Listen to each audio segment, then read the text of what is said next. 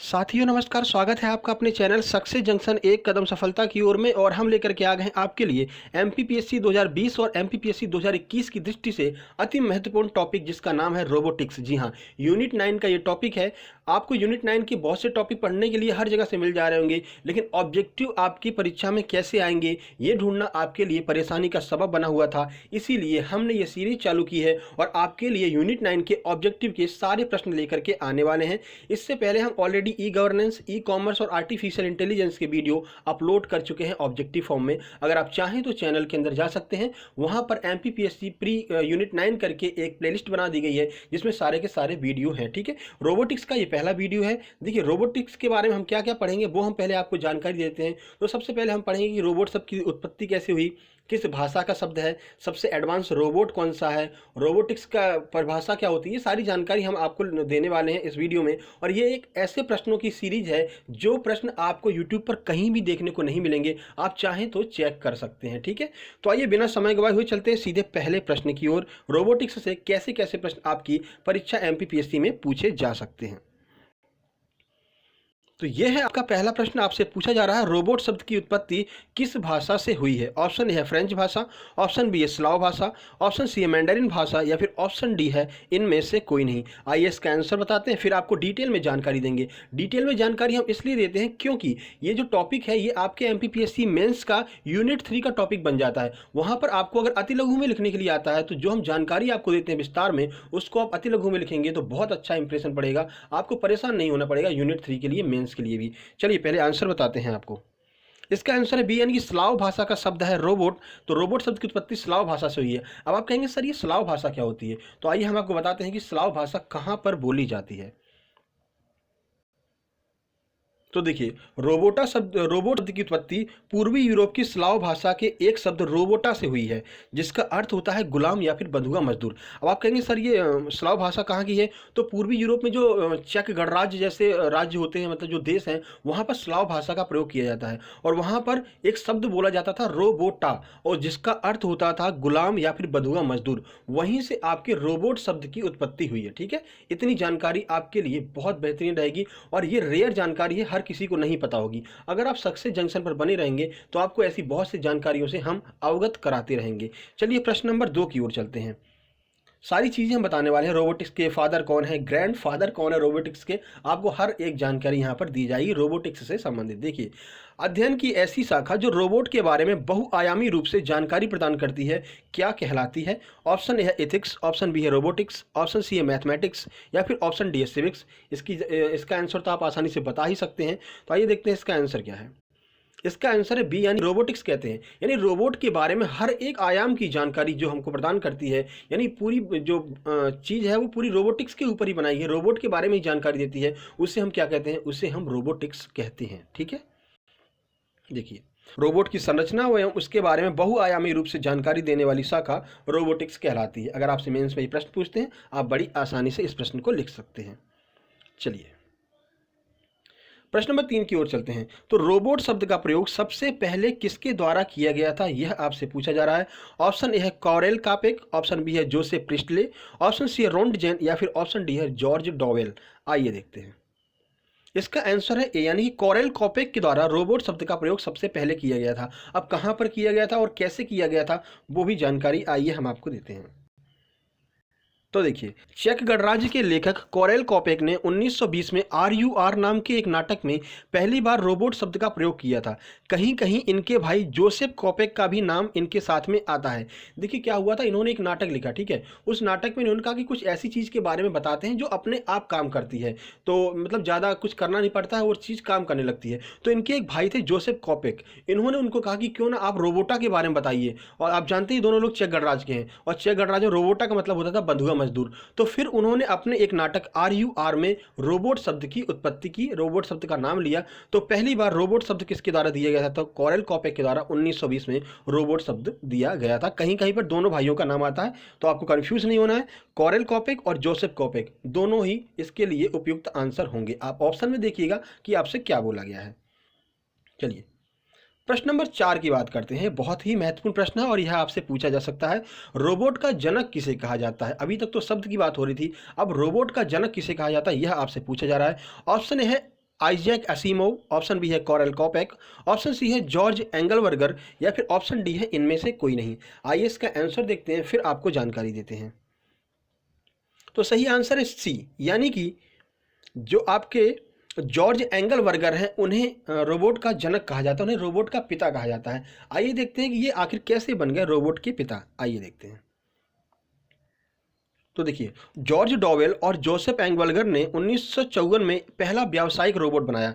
देखिए, अभी तक तो रोबोट की खाली बातें हो रही थी, रोबोट का नाम आ रहा था, लेकिन अब इन्होंने क्या किया कि पहले व्यावसायिक रोबोट का निर्माण किया। अब ये व्यावसायिक रोबोट जो है ना, वो अपने चिट्टी के जैसा नहीं था। चिट्टी को समझ रहे हैं ना, जैसे कि आपने एक मूवी देखी होगी रोबोट, भारत में बनी है, तो वो चिट्टी के जैसा नहीं था। वो रोबोट कैसा था, उसके हाथ पैर नहीं थे, बस खाली चीज़ों को एक जगह से उठाता था और दूसरी जगह रख देता था। एक तरह से एक मशीन थी, ठीक है। पहले व्यावसायिक मशीन बनाई 1954 में जॉर्ज डॉवेल और जोसेफ एंगवल्गर ने, जिसमें आइडिया तो जॉर्ज ने दिया, इसलिए जॉर्ज को रोबोट का पितामह कहा जाता है। पितामह का मतलब समझ रहे हैं, दादा, ठीक है, ग्रैंडफादर। तो जो आपके जॉर्ज हैं, जॉर्ज डॉवेल हैं, उन्हें पितामह यानी ग्रैंडफादर कहा जाता है, और जोसेफ को रोबोट का पिता कहा जाता है। जोसेफ ने क्या किया, उस आइडिया को अपनाया और एक रोबोट बनाया। तो बनाने वाला कौन है, बनाने वाले आपके जोसेफ हैं, और आइडिया देने वाले जो आपके हैं वो हैं जॉर्ज डॉवेल। तो जॉर्ज डॉवेल को पितामह कहा जाता है और जोसेफ को जो है रोबोट का पिता कहा जाता है। याद रखिएगा, कहीं भी से भी आपसे प्रश्न पूछा जा सकता है। पितामह पूछे तो जॉर्ज डॉवेल लगा दीजिएगा, पिता पूछे तो जोसेफ को लगा दीजिएगा, ठीक है। उम्मीद करते हैं प्रश्न आपको समझ में आ रहा होगा। पहला व्यावसायिक रोबोट यहां पर बना दिया गया। चलिए आगे बढ़ते हैं। तो हम यहाँ पर बात करते हैं प्रश्न नंबर 5 की, किसी रोबोट को अपने देश की नागरिकता देने वाला पहला देश कौन सा बन गया है। करंट का यह प्रश्न है और ये आपके एमपीपीएससी में छपेगा, मतलब स्टार लगा लीजिए, बिल्कुल छपेगा। ऑप्शन ए है अमेरिका, ऑप्शन बी है जापान, ऑप्शन सी है सऊदी अरब, ऑप्शन डी है पाकिस्तान। पाकिस्तान तो क्या ही देगा, चलिए फिर भी ऑप्शन देख लेते हैं। ऑप्शन इसका आंसर है सी, पाकिस्तान अगर देगा ना तब भी रोबोट नहीं जाएगा, बोलेगा भाई मैं नहीं जा रहा वहाँ पे, ठीक है। इसका आंसर है सी, यानी सऊदी अरब ने अपने देश की नागरिकता दी है। अब कौन सा ऐसा रोबोट है जिसे सऊदी अरब ने अपने देश की नागरिकता दी है और कब बनाया गया, पूरी जानकारी आइए हम आपको देते हैं। तो देखिए, जो सोफिया रोबोट है, सोफिया रोबोट के बारे में आपने सुना होगा। तो रोबोट सोफिया को सऊदी अरब ने अपने देश की नागरिकता प्रदान की है। वर्तमान में सबसे एडवांस रोबोट कौन सा है, तो सबसे एडवांस जो रोबोट है वो है सोफिया, जिसे 2016 में डेविड हैंसन, जो कि हांगकांग के हैं, उनके द्वारा बनाया गया था। और एक बात आपको बताएं, ये जो सोफिया है ना, सोफिया 30 प्रकार के फेस एक्सप्रेशन दे सकता है। यानी कि आप कहेंगे मुस्कुरा दो तो मुस्कुरा देगा, ठीक है, आप कहीं आंखें मटका दो तो मटका देगा। तो सोफिया नाम का ये रोबोट सबसे एडवांस रोबोट है, याद रखिएगा, महत्वपूर्ण आपके लिए प्रश्न है। चलिए प्रश्न नंबर 6 की ओर चलते हैं। प्रश्न नंबर 6, विश्व की पहली रोबोट बनाने वाली कंपनी कौन सी है। इसका ऑप्शन ए है विप्रो, ऑप्शन बी है यूनिमेशन, ऑप्शन सी है एविएशन, ऑप्शन डी है स्पेस एक्स। और यहाँ पर आंसर की तो मुंह दिखाई हो गई। चलिए कोई बात नहीं, परेशानी की कोई बात नहीं, हम आपको आंसर ही बता देते हैं। तो जो इसका सही आंसर है वो है बी, यानी कि यूनिमेशन नाम की कंपनी पहली कंपनी है जिसने विश्व में पहला रोबोट बनाया। आइए देखते हैं किसकी कंपनी थी ये। यह कंपनी जॉर्ज डॉवेल और जोसेफ एंगवल्गर के द्वारा 1954 में ही रोबोट की पूर्ति करने के लिए बनाई गई थी। जैसा कि आपको पता है, दादाजी ने और पिताजी ने मिलकर के एक कंपनी बनाई। क्यों? क्योंकि जब इन्होंने एक मशीन बनाई ना, तो उस मशीन की डिमांड बढ़ने लगी कि ये तो बहुत अच्छी मशीन बना दी है। तो डिमांड की पूर्ति करने के लिए 1954 में ही जॉर्ज डॉवेल और जोसेफ एंगवल्गर के द्वारा 1954 में रोबोट की पूर्ति करने के लिए कंपनी बनाई गई, जिसे यूनिमेशन का नाम दिया गया। और यह विश्व की पहली कंपनी है जिसके द्वारा रोबोट बनाया गया था, ठीक है। चलिए अगले प्रश्न की ओर चलते हैं। और यहाँ पर प्रश्न नंबर 7 आ गया, गलती से मिसप्रिंट हो गया, कोई बात नहीं, आपको तो प्रश्नों से मतलब होना चाहिए और ज़्यादा प्रश्न मिल जाएंगे आपको। विश्व का पहला ह्यूमैनॉइड रोबोट कब बनाया गया। ऑप्शन है 1954, option B 1958, option C 1972, option D है 1920। सही आंसर है सी, यानी कि 1972 में। अब देखिए, ह्यूमैनॉइड रोबोट क्या होता है, तो ह्यूमैनॉइड जो रोबोट होता है ना, वो आपका चिट्टी होता है, समझे, चिट्टी। जो रोबोट मूवी आपने देखी होगी, तो उसमें जो है ह्यूमैनॉइड रोबोट, मतलब जो इंसान की तरह दिखता है, उसे ह्यूमैनॉइड रोबोट कहते हैं। अभी तक जो दादाजी और पिताजी ने, यानी जोसेफ डॉवेल ने और उन्होंने जो जॉर्ज डॉवेल ने जो बनाया था, वो मतलब कोई आकृति नहीं थी उसकी, एक तरह की मशीन थी, ठीक है। लेकिन अब जो ह्यूमैनॉइड रोबोट बनाया गया वो इंसान की तरह दिखता था। तो पहला ह्यूमैनॉइड रोबोट 1972 में बनाया गया। किसके द्वारा बनाया गया, आइए बताते हैं। तो 1972 में विश्व का पहला ह्यूमैनॉइड रोबोट वासेदा यूनिवर्सिटी जापान के द्वारा बनाया गया, जिसे वाबोट 1 कहा गया। तो याद रखिएगा, पहला ह्यूमैनॉइड रोबोट जिसका नाम क्या है, तो वाबोट 1 है। आपसे पूछा जा सकता है, और ये ऐसे प्रश्न हैं जो आपको यूट्यूब पर कहीं मिलने वाले नहीं है। सिर्फ हम आपके लिए ये प्रश्न प्रोवाइड करा रहे हैं। कितनी मेहनत करते हैं, कहाँ कहाँ से प्रश्नों को ढूंढते हैं, थ्योरी लिखते हैं, उसके बाद आपके लिए प्रश्न बनाते हैं, टाइप करते हैं। तो भाई मेहनत लगती है, एक लाइक तो कर ही सकते हैं आप, कम से कम इतना है ना, एक लाइक कर दीजिएगा, ठीक है, और एक प्यारा सा कमेंट कर देंगे तो बहुत ही अच्छी बात है, ठीक है।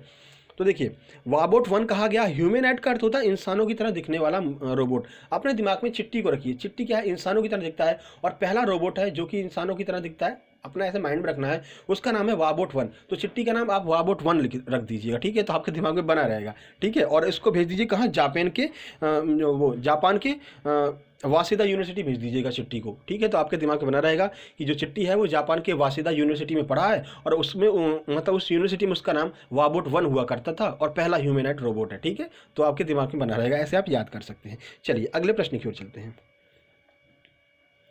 तो प्रश्न नंबर 8 है यहाँ पर, रोबोटिक्स शब्द का प्रयोग सबसे पहले किस पुस्तक में किया गया था। याद रखिएगा, रोबोटिक्स शब्द का बोला जा रहा है, ना कि रोबोट शब्द का, ठीक है। रोबोट का बोला जाता है तो आपको हमने पहले ही बताया था, RUR नाम के एक जो नाटक लिखा था उसमें रोबोट का प्रयोग किया गया था। यहाँ पर रोबोटिक्स का बात की जा रही है। ऑप्शन ए है राउंड अराउंड, ऑप्शन बी है RUR, देखिए ऑप्शन में RUR भी दिया है, ऑप्शन सी है स्पेस टेन्योर, या फिर ऑप्शन डी है इनमें से कोई नहीं। तो रोबोटिक्स शब्द का प्रयोग पहली बार किस पुस्तक में किया गया था, यह आपसे पूछा जा रहा है। आइए आंसर देखते हैं, फिर पूरी जानकारी आपको देते हैं। तो सही आंसर है ए, यानी कि राउंड अराउंड नामक एक पुस्तक है जिसमें रोबोटिक्स शब्द का प्रयोग किया गया है। तो आइजैक असिमोव ने अपनी पुस्तक राउंड अराउंड में 1942 में पहली बार रोबोटिक्स शब्द का प्रयोग किया था। ये जो डेट्स आपके सामने आ रही हैं ना, ये अति महत्वपूर्ण डेट्स हैं, क्योंकि जब परीक्षा को कठिन बनाया जाएगा तब आपसे ये डेट्स पूछ ली जाएंगी, तो डेट को याद रखिएगा, ठीक है। चलिए प्रश्न नंबर 9 की ओर चलते हैं। प्रश्न नंबर 9 है, वर्तमान परिदृश्य में रोबोट में किस तरह की बैटरी का यूज किया जा रहा है। तो बैटरी कौन सी लगाई जा रही है रोबोट में वर्तमान परिदृश्य में, अभी की बात कर रहे हैं। Option A solar battery, option B है lead acid battery, option C है उपरोक्त दोनों, या फिर ऑप्शन डी है इनमें से कोई नहीं। आइए इसका आंसर देखते हैं। सही आंसर है बी, यानी कि जो लेड सीड बैटरी है ना, वो इस समय यूज की जा रही है रोबोट में। अब आप कहेंगे सर ये लेड सीड बैटरी क्या होती है, तो देखिए, माफ कीजिएगा, देखिए वर्तमान परिदृश्य के रोबोट में लेड सीड बैटरी का प्रयोग किया जा रहा है, सोलर एनर्जी पर अभी कार्य किया जा रहा है। आप सर कहेंगे लेड सीड बैटरी क्या होती है, अपने इन्वर्टर होता है ना, तो इन्वर्टर में जो बैटरी यूज की जाती है उसे लेड सीड बैटरी कहते हैं। याद रखिएगा, एक अतिरिक्त जानकारी आपको यहाँ से मिल गई है, ठीक है। और अभी सोलर एनर्जी पर कार्य किया जा रहा है कि सोलर एनर्जी के द्वारा भी आप रोबोट को चला सकते हैं, इसके ऊपर अभी कार्य किया जा रहा है, हालांकि अभी सफलता नहीं मिली है, ठीक है। चलिए प्रश्न नंबर 10 की बात करते हैं। तो यहाँ पर प्रश्न नंबर 10 आपके सामने आ गया है कि रोबोट के हाथों के आगे के भाग को क्या कहते हैं। कुल मिलाकर पंजे की बात की जा रही है, याद रखिएगा, रोबोट के हाथों के आगे के भाग को क्या कहते हैं। Option A pathfinder, option B है एंड इफेक्टर्स, ऑप्शन सी है मैनिपुलेशन, या फिर ऑप्शन डी है सेंसर। आइए देखते हैं आंसर इसका बी, यानी कि एंड इफेक्टर्स कहते हैं रोबोट के हाथ के आगे के भाग को। देखिए रोबोट के हाथ के आगे का भाग यानी कि पंजा एंड इफेक्टर्स कहलाता है, जबकि भुजाओं को मैनिपुलेशन यानी प्रचालक कहते हैं। याद रखिए, जो भुजाएं होती हैं, भुजाएं का मतलब समझ रहे हैं, एक पूरा हाथ जो होता है कंधे से लेकर के पंजे तक को, उसे मैनिपुलेशन कहते हैं, और सिर्फ पंजे की बात की जाए तो उसे एंड इफेक्टर्स कहते हैं, ठीक है। उम्मीद करते हैं ये 10 के 10 प्रश्न आपके समझ में आए होंगे, और ये जो प्रश्न है वो अति महत्वपूर्ण प्रश्न है, और ये प्रश्न आपको यूट्यूब पर और कहीं नहीं मिलने वाले हैं, ठीक है। तो हमने इतनी मेहनत की है, तो आपका ये फर्ज बनता है आप वीडियो को लाइक कीजिए, दोस्तों को शेयर कीजिए, और उन्हें ये बताइए कि आपको परेशान होने की कोई ज़रूरत नहीं है। रोबोटिक्स या फिर यूनिट 9 के सभी टॉपिक्स आपके अपने चैनल सक्सेस जंक्शन पर ऑब्जेक्टिव फॉर्म में कराए जा रहे हैं, ठीक है। और आप चाहते हैं तो आप जाकर के, जो हमने प्लेलिस्ट बना दी है, ये वीडियो भी उसी में जाएगा, प्लेलिस्ट बनी हुई है, प्लेलिस्ट में जाकर के यूनिट 9 के सभी टॉपिक्स के ऑब्जेक्टिव वहाँ से फाइंड आउट कर सकते हैं, ठीक है। तो लाइक जरूर कर दीजिएगा, चैनल को सब्सक्राइब कर लीजिए, नोटिफिकेशन बेल ऑन कर लीजिए, क्योंकि यूनिट 9 के सारे टॉपिक्स अब आपके सामने ऑब्जेक्टिव फॉर्म में आने वाले हैं। अगली वीडियो साइबर सिक्योरिटी हो सकती है, या फिर ई गवर्नेंस, कोई भी वीडियो, अगली वीडियो आपको कल देखने को मिल जाएगी। शेयर जरूर करते रहिएगा। जल्द ही मिलते हैं एक नई वीडियो में, तब तक के लिए नमस्कार, धन्यवाद।